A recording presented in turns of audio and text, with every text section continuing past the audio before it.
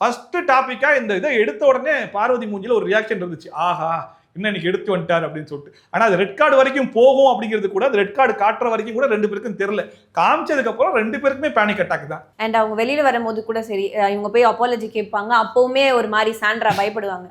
அதையுமே வந்து கேட்பாரு விஜய் சேதுபதி. நீங்க ஓகே தானா? ஏன்னா நீங்க கமருதீன் கிட்ட பண்ண பிஹேவியர் வச்சு நான் கேட்கறேன், நீங்க ஆல் ஓகேவான்.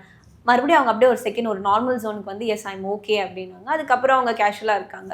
இப்போ இவங்க வெளியில போகும்போது வினோத் வந்து ரொம்ப பேசுறாரு. ஐ மீன் ரொம்ப அவருக்கு வந்து அட்வைஸ் பண்ண மாதிரி சொன்னார்.